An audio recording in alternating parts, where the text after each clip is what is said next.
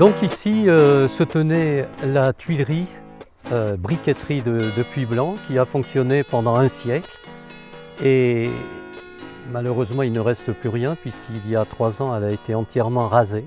Il reste quand même deux, trois bâtiments qui rappellent un peu cette histoire ouvrière. Par contre, la maison du directeur qui se trouvait ici, à l'angle du carrefour, a été supprimée il y a déjà longtemps. Les maisons ici également, ainsi que la tuilerie qui, donc, il y a 3 ans, a été totalement rasée. Et sa dernière cheminée. Elle en avait 3 sur l'ancienne carte postale.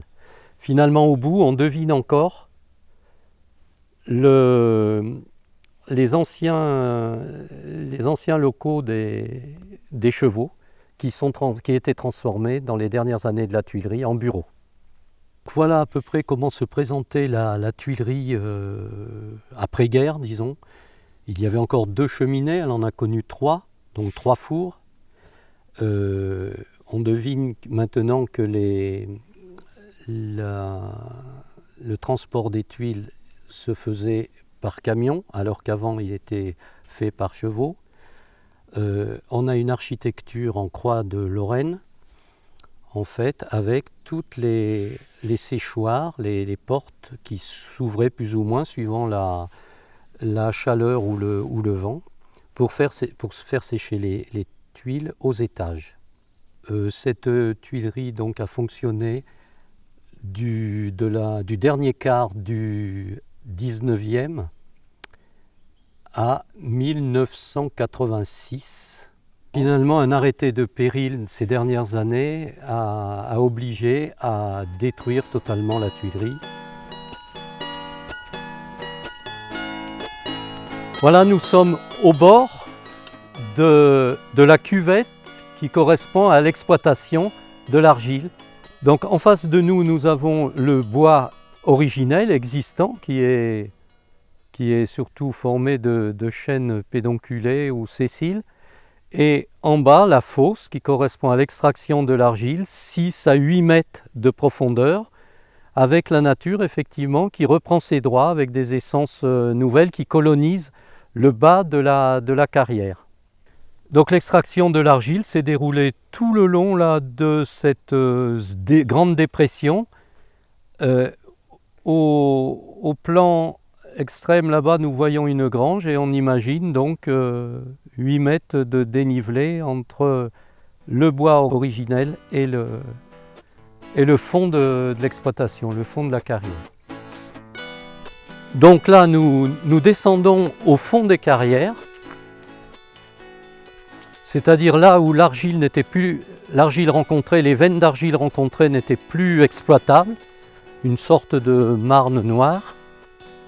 Et ce qu'on remarque, c'est qu'il y a présence de nombreux fossiles marins, genre de petits coquillages, également des rostres de bélemnite. Nous étions au temps géologique du Jurassique, au fond des mers, et nous pouvons imaginer des centaines, 200-300 mètres de profondeur de mer à cette époque. Le chemin nous conduit entre 2 étangs qui n'ont rien de naturel puisque ce sont des étangs artificiels qui ont été emplis d'eau au cours de l'exploitation, puisqu'arrivés au fond de la carrière, de l'exploitation bien sûr, nous sommes encore sur des couches argileuses et donc l'eau ne peut pas s'écouler. Donc le problème était effectivement d'évacuer l'eau de ce site pour les gens qui y travaillaient. La fin de cette exploitation de l'argile a donné lieu ici à une zone de 30 hectares, une zone humide et également bien sûr riche en biodiversité. Ce site a été classé comme zone d'intérêt premier sur le plan de la faune, de la flore et même de la géologie par le Parc naturel régional des Causses du Quercy, qui a réalisé de nombreux inventaires, faune et flore, ainsi qu'un projet de gestion de cette zone humide. Les projets proposés de réserves naturelles sont actuellement en attente, puisqu'il manque un engagement fort des collectivités locales et en particulier du Grand Figeac qui semble se désintéresser malheureusement de la richesse de cette zone en matière de biodiversité et aussi d'éducation à l'environnement pour les jeunes générations, puisque notre association, fondée il y a 25 ans, du côté de Puy-Blanc, c'est son nom, anime en particulier des sorties nature pour les jeunes enfants des écoles ou des collèges. Ce lieu est dédié maintenant aux promenades et également à la pêche, puisque les étangs sont gérés par la société de pêche locale.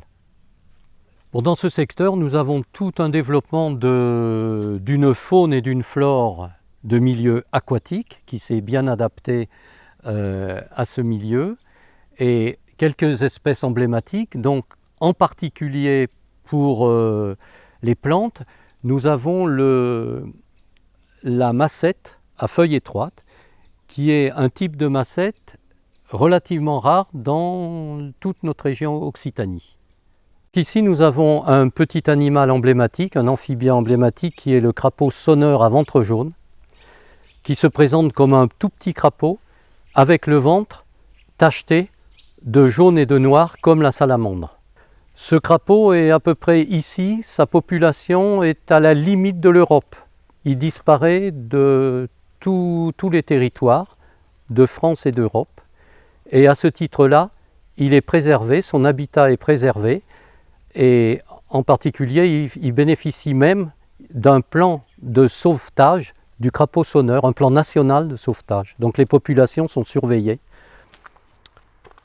Nous voilà ici devant l'un des, malheureusement, derniers vestiges de ce qu'était le four en feu continu, le four Hoffmann. Ce four, on a tenté de le sauver, l'association locale, quand la tuilerie a été détruite.